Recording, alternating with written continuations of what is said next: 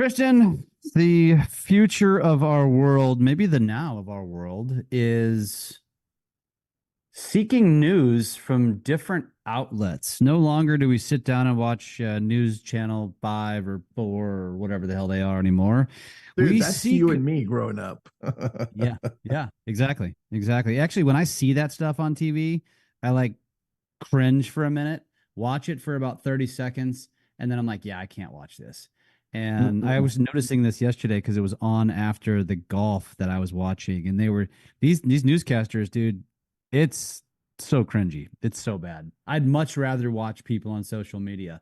And that's where the world is going, which is what the conversation is about today, which is, TikTok's rise as a discovery platform, and on the counter, how X is losing ground as a news source. And so let's talk about that and maybe how that matters to social creators, business owners, etc. Well, I think we have the advantage, those people that are jumping into social and using it to provide this type of content. I think, dude, I don't know. I don't remember what episode it was, but it was towards the beginning of us running these episodes. We were talking about how one of the top sources for news is social media. You look at the number one reason people go to Facebook right after finding out what friends and family are doing, it's to read the news. And that has just gone through from Facebook now to TikTok. And the cool thing is when it's video format and you do a pretty decent job bringing localized news, then it starts spreading because no one wants to listen to newscasters. Just like you said, nobody wants to sit through there and go through that whole process of turning on the damn TV and going to the right channel at the right time to listen to the news. Like that's like a whole different world, man. I want to carry this with me and just type in the search bar, hey, I heard this happen. There's a fire. What's going on in the lake? What's going on? Like, I'm going to the Lake of the Ozarks this weekend. Anything happening? Boom, done. Search. And it's so much easier to get it from social, even more so than getting it from Google, which is crazy. I Yeah. think, and you brought up Twitter, X. So I remember way back, and you can still see it now, but way back when X first started, 2000, whatever it was, 9, 10, 11, a lot of the local like police departments, fire departments, and those types of departments would post up what's happening. In fact, they still do. Like, hey, there's a theft over here. Hey, we found this person over here. There's a fire over here. And they still report there. But what I'm finding is now some of those are pivoting to video format and saying, hey, there's a fire over here, stay home, or there's an emergency over here, or there's a hurricane. And that is now transitioning to TikTok, which is super cool to see. But they're still using, from what I'm watching, they're still using X just less and less. What do you see happening, man? You're into TikTok a lot. Do you use the search area at the top? I'm not much of a news seeker anyway. But do I? Yes. I mean, the simple answer is yes. I use the search function in Instagram and TikTok a decent amount, actually more and more nowadays, for different purposes. And I guess this is relevant to the conversation because we're talking about it as a news source, but I think it's also a Google source. And so I'll give you a perfect example. In fact, I was talking to somebody yesterday about this, and I said, you know, when we provide content, we'll provide B-roll to be, or I'm sorry, text overlay to be put over B-roll. And I always tell the people that subscribe to my service, like, you don't have to use my B-roll, like use your own B-roll and then just use the text overlay. And so the example was this. I had an article about tiny homes. This was last week. And we do these all the Mm-hmm. time. And it was just talking about the top 10 markets, to be a tiny home. So I thought to myself, what would be good B-roll for this? I could just use anything, right? I could use Winter playing on a swing set, right? But I decided I went to Instagram, searched tiny home, and found videos without any text over them and without any logos and stuff. And I just downloaded them, removed the watermarks, and then just put together some B-roll. But that's how I use the search function to go find content to repurpose, basically. But I think as we have an election approaching, you're going to see more and more people seeking what they want to hear and see. And this goes back to your post from the weekend talking about, and I'd like you to mention that because it's kind of a perfect segue into that, which is you see what the algorithm assumes you want to see, which then changes kind of how you might feel or believe is the truth. And you could say it more eloquently than I can, but it was so good. I snipped it and shared it. But I think it's something that's important as we talk about how you consume your news, that people need to change kind of their mindset about what they're consuming so they're not, I mean, they already are. The world's getting more and more jaded. But I think Yeah. more people need to hear and see what you typed out yesterday or Saturday, whatever day Yeah. it was. Thanks, man. I talked about the echo chamber effect where we tend to have opinions, we all do, and we then layer those opinions with other people's opinions, and then we think that they're facts. And the challenge is that it happens so much on social media because of the algorithm. We gravitate to, and it doesn't matter if it's Biden or Trump, right? Or Palestine or Israel. We gravitate to one, the algorithm notices, and then it continually bombards you with that side of the opinion.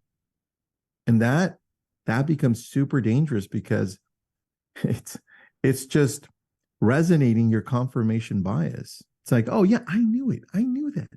I knew all blue hats suck, right? I'm just choosing you because you had a blue hat, dude. Sure. Oh, and just keep on layering. And that's the problem with social media.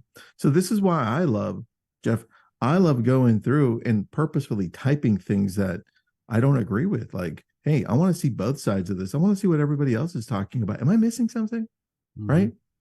And so social media is great, but I think it can be greater if you take the time to look at the other side of things. And remember, you're in a web. Their job, social media's job, is to keep you there long term by making you feel like everything is directed towards you and agreeing with you. Because Jeff, imagine if we were going through and you wanted to, you have a great TikTok channel, Lake of the Ozarks one. And let's say from now on, it kept on showing you things about the desert only. It's like, hey, you want to visit the Sahara? Hey, you want to go to California's deserts? Hey, you want to go to Nevada? Check the deserts out. And it gave you nothing about what you loved. You'd be like, I hate this stupid thing. And that's the challenge, Yeah. right? So, yeah, thanks for reminding me, man. I think that is a real problem in the world that we're in, but it also keeps us hooked. And I forgot where I was going with it, Jeff. I just Well, thought that it was a good, important point. I was asking you to explain it because the way I would describe the evolution of social, and this is very simplistic, is that it started going in a bad direction because of politics. Oh, Politics and yeah, drama primarily, but let's definitely politics. That's what got Facebook in trouble in the first place. And it has since been controlled. The algorithm's been, I guess you could say, fixed, better. but yeah, better. But as you mentioned, I think that when I I don't even know if this is overcomable. Like when you say that people need to do a Yeah, better job of, I don't think people want. My first thought was as you were explaining that was COVID. Like that was to me like the second dude. phase of this evolution because when we were going through COVID, as we know, it was very divisive in families, mine included. And but I went out of my way to say, man, I'm hearing and I'm gonna label my hardcore conservative friends that are very anti the vaccine and very anti, and this is all a ploy by China, blah blah blah. And then obviously I've got my liberal friends and family that were like, oh my God, you got to hurry up and go get pricked. You can't come around, and if you don't wear a mask and blah blah blah. And so I thought to myself exactly what you just described. I have got to go out and consume, because when I was consuming, the algorithm knew which side I leaned, so it showed me more Mm, of that. mm, And so I had to go seek the opposite side so I can hear both sides of the story and then form my own opinions, which is what I did. Now, yeah. here's the key point. It made no difference to the people on the either extreme side. Even though I came to them and said, I've got some valid arguments to way you're acting Mm, and yeah. why I'm Yeah. choosing to do what I'm doing, and they didn't give a shit because they were so far extreme. It's like, screw you, you don't know what you're talking about. Hmm. Whatever you listened to or read is bullshit. And they both said that on both sides. And I feel like That's so true. we are in a world where we're heading Yeah. further and further and further. Like the divide between people is just ridiculously sad. And I mean, I watch it all the time on my TikTok with Oh, yeah. That that actually, dude, it makes sense. I think going back then, taking that argument that you have, which I agree with, going back to the progression of where this is going. So it all started from Google, where let's say you and I had a question about vaccines. Hey, do vaccines cause, right? And then Google would be like, well, here's your choices. Now the evolution of that is vaccines now pop up on your social. You keep on clicking on the ones that follow your biases, and all of a sudden you no longer have to search on Google. It's just layering the shit Yeah. over and over. Yeah. And It's like that's it's like that's the problem. exaggerating the bias. Yes. And I With think that's where that's where we have to start thinking. How do we interrupt this algorithm? What do I have to do on TikTok and Instagram to just stop it? What do you, dude? What do you do? Well, I don't scroll much. And when I do scroll, it's intentional. So I'm typically searching. So that goes back to this whole search thing. And as it's I'm kind of watching my own evolution of I rarely go to Google anymore. I perfect example was on the golf course, late last week, had a tournament. And so I was creating a post and I told a buddy that my partner, and I was like, I need to go find a good caption for this. And he was like interested. He's not a social guy. And he's like, so how do you do that? And I'm like, oh, I go to ChatGPT. And I'm like, so what do you call that? And I was talking about a big piece of construction equipment. I'm like, what's that called? And he goes, it's called a high lift. I'm like, okay, cool. I'm gonna go type and go watch. I'm gonna go type this in and it's gonna give me all these different captions and text overlay. And then I just, Was that the I went a couple. tractor? Was that the tractor Yeah, that you put up after yeah, you did bad in yeah. golf? I watched that was funny. Yeah. And it was just but it was the kind of the point of is like now when I go to search for things, my two primary sources are social media and AI. And I'm Mm. probably, I don't know, Tristan, you and I are probably, if you rank it in a percentile and it's the 100%, we're probably in the 90th percentile of advanced use of innovation. But I think this is the norm. In 5 years, anybody who's listening to us right now or watching this who's saying to themselves, oh, I still very much use Google. I still very much watch local news sources. In 5 years, you won't. You're you're Yeah, you're man. you're you're going to move forward with everybody else. And in fact, in 5 years, while you're catching up and using social and ChatGPT, we'll be on to the next thing. And then, 5 years later, you'll catch up to that. And Yeah, yeah, I don't, so true.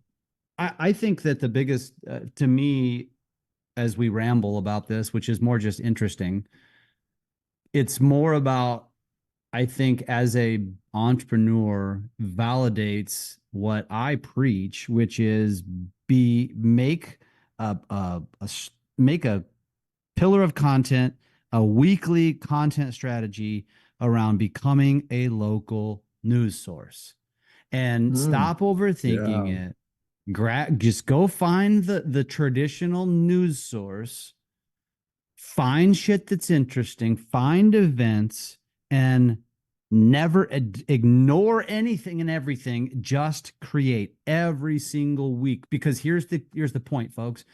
The algorithm knows the audience. It knows where they live, what they want to consume, what they like to do. And if you become that source, all of a sudden you're going to start to penetrate a hell of a lot more feeds, probably gain a hell of a lot more followers. And then when you start talking about whatever it is you sell, which is exactly what's happening to me right now, you can sell shit, and you're going to start to create leads, and people are going to start to reach Yeah. out to you. It's a long game, man. It's a long game. But I think I didn't really intend for this conversation to go this way, but that's the biggest point, that if I can bash that into somebody's head, like that's something that everybody needs you need to lean into it, Mm, Tristan. mm. And Malibu, like you need to go find your new, and I'll tell you this from friend to friend, it's some of the easiest content I make every single week. It's like, I'm going to go to Lake Expo. I'm going to find an article. I'm going to snip some pictures, and then I'm just going to put them behind me and talk about what I'm seeing on my screen. They're so easy to create. You already know this That's because you so create this true. stuff, but you just got to create the habit of going to find the content that already exists and just regurgitating it, because people want to consume it on TikTok, Instagram, Facebook, etc. And so if That's you true. truly want to dominate a local geographic area, it's the lowest hanging fruit. Yeah. And I think people lack creativity. So use that search or discovery section Yeah. on TikTok or Google, right? But on TikTok to be able to find other people that are doing it that can inspire you. So I think that's key. What would you say, Jeff? Oh, 100%. 100%. Um, and I mean, going back to what you said, which is where I went down a rabbit hole, which is especially for our listeners. I don't care what political, religious, sexual affiliation you have. Um, but when you go, no matter how strongly you feel about something, be more educated, you know? Take the time to do the opposite research and stop being Mm, so bullheaded, especially as we head into a very divisive time. And honestly, Tristan, it sparked me. Your post sparked an idea in myself. I'm going to create a video. I'm going to talk about this. I'm going to talk about the echo chamber, because I think it's so mm, relevant in a political year, in an election year, dude. and so I'm Yeah. going to create a video about it. Anybody that thinks that the two parties aren't using social Oh, to to help them grow and get votes, dude. yeah, They're using it in ways we probably don't even know they're yeah, using it. yeah, It's like, because yeah, think of when we the public discovered that they were doing it in the first place. It was like a few years later, right? This is yeah, so nuts. yeah. So yeah, It's it's it's the happening. future. The way that we've done elections and voting of the past is effectively gone, buried. If any official does not use social media, they are going to create such a disadvantage. Yes, there's going to be some offices, local offices, where tradition still will win, but on the bigger stages, it's going to be the politician who knows and has the best teams behind them, using funnels, using Yeah. retargeting, all these things that are going to be the politicians that win elections, period, hands down. Yeah. Spreading the message that they want, whether it's good, bad, or whatever it Yeah. is. Yeah. Last thing I wanted to talk about, I know we're short on time, but percentage wise of who is using what search engine. Here we go. We've got this little graphic, which I'm not going to show you, but it says, have consumers ever used TikTok as a search engine? 41% said yes, 59% said no, and 64% of Gen Z use TikTok as a search engine.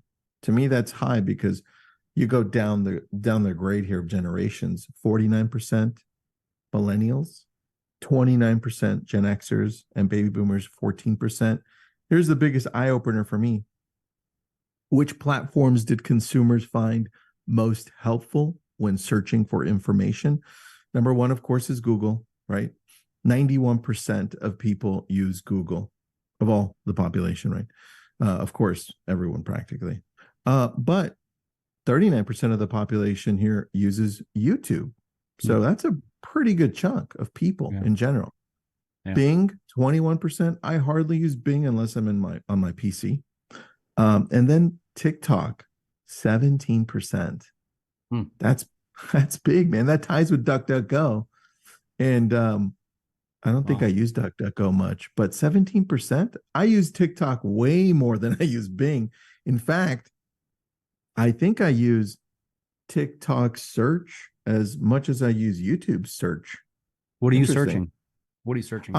I'm searching for what's trending or real estate or Malibu, beaches. I'm always searching for ideas. That's what I'm typically searching for. I don't necessarily use it for news unless something happened locally to me. And if I'm like, hey, what happened here? What's this thing everyone's talking about? Then I'll type it in. Interesting. Huh. Yeah. Yeah. Good question, dude. Good question on Yeah. that one.